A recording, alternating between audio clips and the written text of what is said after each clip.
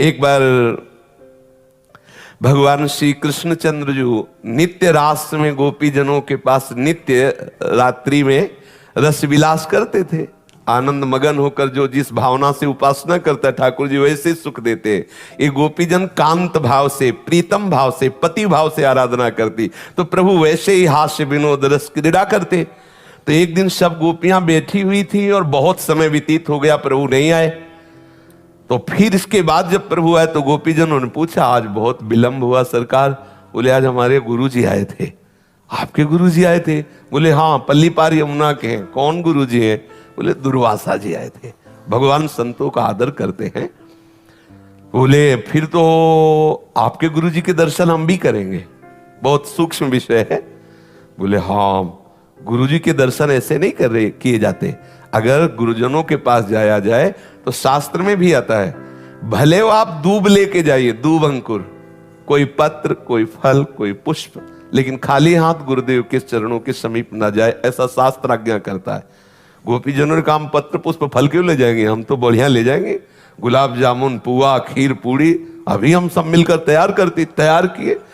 अब वहां एक दो तो थी नहीं, यूथ की यूथ, मतलब अगर पुआ पूड़ी का एक जगह स्टॉक किया जाए तो छोटे मोटे गिरिराज जी, क्योंकि संपूर्ण ब्रजवासिनी, और गुरुजी आए हैं प्रीतम के, तो खूब सब जब चली तो उनका प्रीतम, एक बात बताओ, यमुना जी बढ़ी हुई है और रात्रि का समय नाविक मिलना तो मुश्किल, और नाविक भी मिलेगा तो सुबह तक पार हो पाएंगे, क्योंकि एक दो तो है नहीं। तो उनका यमुना जी से कहना, यदि श्री कृष्ण अखंड बाल ब्रह्मचारी हैं तो मार्ग दे दो। हंसी, क्योंकि सबको पता है कि कैसे हास्य विनोद करते, कैसे अटखेलिया करते। गई यमुना जी से कहा कि यदि मेरे प्रीतम श्री कृष्ण अखंड बाल ब्रह्मचारी तो मार्ग दे दो। यमुना जी हट गई, पूरा थल की तरह जल एकदम हटकर सूख गया और निकल गए। आश्चर्य हुआ कि भगवान कैसी बात कर रहे हैं। दुर्वासा जी के पास गई, प्रणाम किया और कहा, महाराज ये भोग स्वीकार करो। बोले, आ डालो। अब वो मुंह बगाड़ दिए, सब डालते, सब इतना किनका भी नहीं बचाओ, सब पहाड़ के पहाड़ और सब पा गए। प्रणाम किया, बड़े आश्चर्य में महात्मा है, शरीर हड्डी हड्डी, पेट कहीं दिखाई नहीं दे रहा, चिपका हुआ, और मनो खीर पुआ सब पा गए।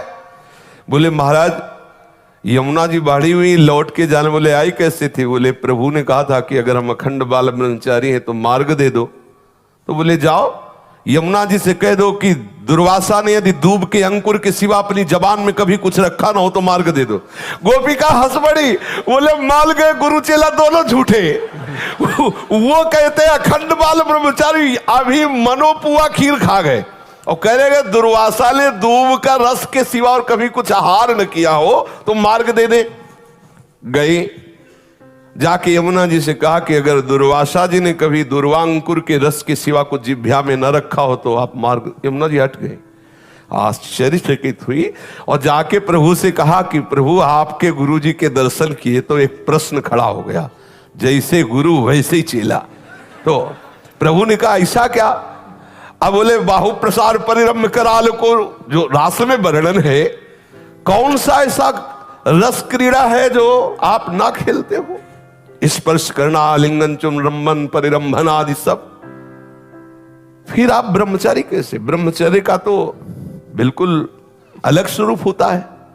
और हमारे सामने पुआ पकौड़ा, खीर और सब रसमलाई सब पा गए, और कहते दुर्वांकुर के सिवा जिह्वा में कुछ न रखा हो। तब इसी बात को प्रभु ने बताया कि जो अहम शून्य महात्मा है, जिनका अहम पूर्ण रूप से लय हो चुका है परम तत्व में, उन्होंने नहीं पाया। तुम्हारी इच्छा थी, तुमने उनको ऐसे डाल, तो पूरे सृष्टि के मुख में जैसे जा रहा है ऐसे उनके मुख में जा रहा है। वो अहम भोक्ता बन के नहीं पा रहे, इसलिए उन्होंने नहीं पाया। आपकी दृष्टि में पवाया गया, आपकी दृष्टि में वो पाए, लेकिन स्वयं ना उनकी इच्छा है ना वो भोक्ता है, इसलिए उन्होंने नहीं। इसलिए उनका वचन सत्य है, स्वयं में कभी आहार रूप से स्वीकार करते हैं तो केवल दूब का अंकुर, और हम स्वप्रतिबिंब विभ्रमा, जैसे छोटा सा बालक अपने प्रतिबिंब के साथ खेले, ऐसे गोपियों के आत्मा रूप में, उनके पतियों के आत्मा रूप में, और चराचर जगत के रूप में जो परम तत्व विराजमान है, वही श्री कृष्ण स्वरूप से क्रीड़ा कर रहा है। वो अपने आप में खेल रहे, इसलिए अखंड ब्रह्मचारी है। स्वप्रतिबिंब विभ्रमा, जैसे छोटा सा बालक कांच के मंदिर में अपने ही प्रतिबिंब से खेलता है, ऐसे गोपी नाम च तत्पति नाम सर्वेशाम में उच्च। गोपियों के पति और सब चराचर जगत की जो आत्मा है वही अपने आप से अपने आप में खेल रहा है, इसलिए अखंड ब्रह्मचारी।